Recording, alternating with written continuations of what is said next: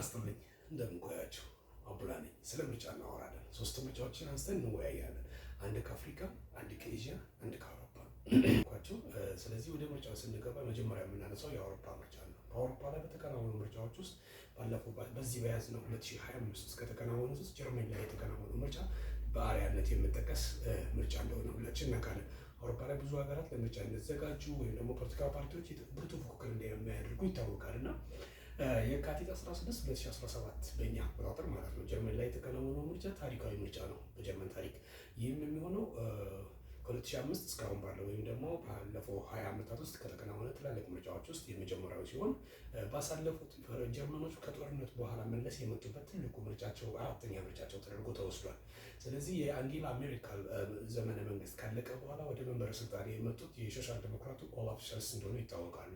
ኦላፍ ሸልስ የመጡበት ዓለም አቀፍ ሁኔታና ጂኦፖለቲካል ሁኔታ በጣም ያልተረጋጋ ከመሆኑ የተነሳ መንበረ ስልጣን ላይ መቆየት ያልቻሉበትን ምክንያት እሳቸውና ሌሎች ተንታኞቻቸው ሊገልጹ ይችላሉ። እኛ ግን በምርጫው ምን አይነት ውጤት ነበራቸው፣ እንዴት አለፉ፣ ወደቁ የሚለውን ነገር ለማስታወስ እንሞክራለን። ከዚህ ጋር ተያይዞ ምርጫውን ያሸነፉ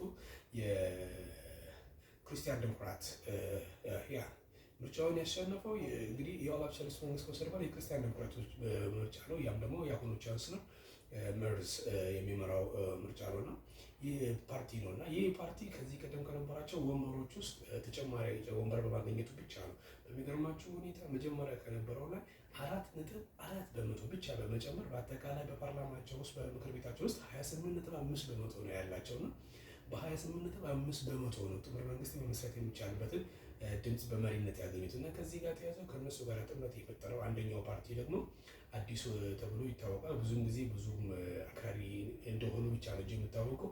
በዘንድሮ ጎልቶ እንደወጡት አልወጡም ነበረ። የአሜሪካዊ ባለሀብት ኤለን ማስክ ይህንን ፓርቲ በመደገፉ አሁን ላይ ግን ሁለተኛ ደረጃ ድምፅ በማግኘት ጀርመንን በጥምር መንግስት ውስጥ ሲያስተዳድር የሚገኘው ኦልተርናቲቭ ፎር ዴሞክራሲ የሚሰኘው ፓርቲ ነው።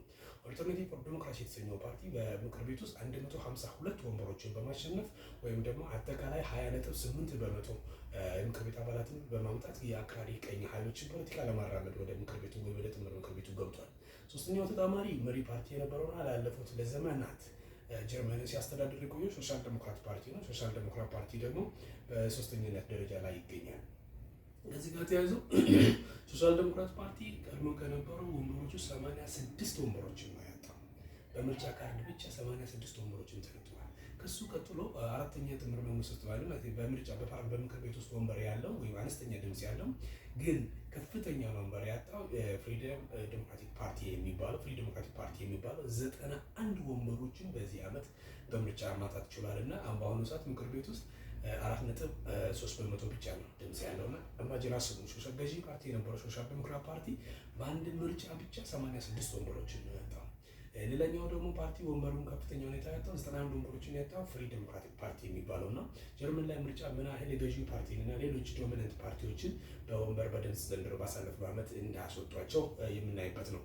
ሌላው ሐምሌ 18 2017 የተደረገው የጃፓኑ ምርጫ ነው። እንግዲህ ከሩቅ ምስራቅ ሀገራት ውስጥ ዲሞክራሲያዊ ተብሎ ወይም ፍትሐዊና ሰላማዊ ተብሎ የሚጠቀሰው ምርጫ የጃፓኑ ምርጫ ነው። ከጠቅላይ ሚኒስትር ሺንዞ አቤ ህልፈት በኋላ የመጡት ጠቅላይ ሚኒስትር የተረጋጋ ፖለቲካ ማራመድ ባለመቻላቸው በፓርቲያቸው ዘንድ ያላቸው ተቀባይነት እየቀነሰ መምጣቱ ይስተዋላል።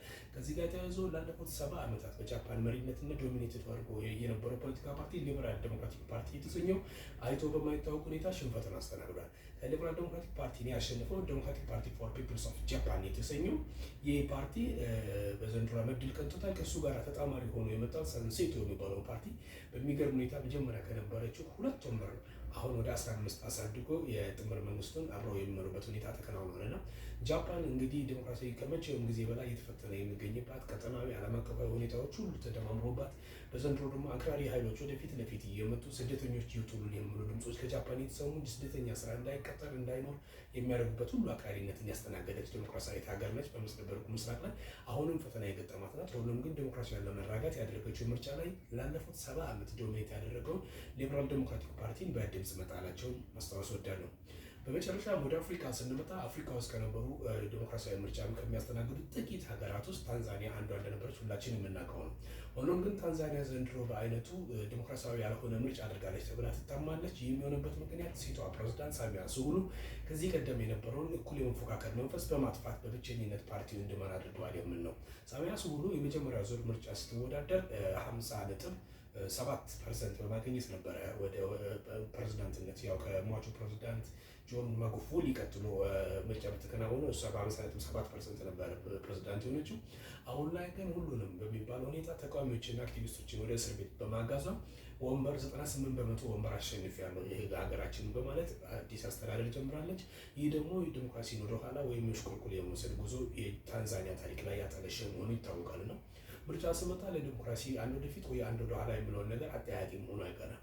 ሰው በተለያዩ ሀገራት ምርጫ ያከናውናሉ። አሁንም ቅስቀሳ እየተደረገባቸው ያሉበት የምርጫ ቅስቀሳ ከሚደረግባቸው አፍሪካ ሀገራት ውስጥ አንዷ ኡጋንዳ ስትሆን ከሩቅ ምስራቅ ደግሞ ማይናማር ትገኛለች። ከቀናት በኋላ በማይናማር ምርጫ ያከናውናል። ወታደራዊ መንግስት ምርጫ ለማከናወን እና በተለያዩ ዓለም አቀፍ ተቋማትና ትላልቅ ሀያላን ሀገራት ተቀባይነት ያለው መንግስት ለመስረት የተጣረ ነው። ሌላው ደግሞ የኮሎምቢያው ፕሬዚዳንት ነው፣ ጉስታቮ ፔትሮ ነው። ሁላችሁ እንደምታስታውሱት ባለፈው በተባበሩት መንግስታት ድርጅት ጉባኤ ላይ እስራኤልን ስቃወምና የእስራኤልን ኃይል ለማጥፋት ወታደር አስፈላጊ ከሆነ የኮሎምቢያን 10,000 ወታደር እየመራ በስፍራው ይገኛል ነው የያዙት ፕሬዚዳንት። ምርጫ ፉክክር፣ ከፍተኛ ምርጫ ፉክክር ይጠበቅባቸዋል ተብሏል። ስለዚህ የእስራኤልና የአሜሪካ ሰዎች እጃቸውን በዛ ያስገባሉ አያስገባም የሚባለው ነገር አሳሳቢ ሁኔታ ላይ ይገኛልና ምርጫን ስናስብ ብዙ ነገሮች አሉ። ለውጥ ይመጣል፣ ለውጥ አይመጣም የምንለው ትልቁ ነገር ግን እንደ ጀርመኒ ያሉ ሀገራት እንዳየነው ወይም እንደ ጃፓን ያሉ ሀገራትን እንዳየነው በድምፅ ካርድ በመውሰድ በመምረጥ ትክክለኛ ዴሞክራሲያዊ መብትን በመጠቀም ገዢ ፓርቲዎችን ያስወግዱበትን ሁኔታ ተመልክተናል። ያውም ደግሞ ለረጅም ዘመናት ዶሚኔት ያደረጉ ፓርቲዎችን አስወግደዋል። ስለዚህ በእኛ ሀገር በሚከናወኑ ምርጫ ምን እንጠብቃለን? ሁላችን እንሳተፋለን፣ ካርድ እንወስዳለን። መርጠንስ የምናመጣውን ውጤት ለመቀበል ዝግጁ ነን? አብራችሁኑ ነው። አብዱላ ነኝ።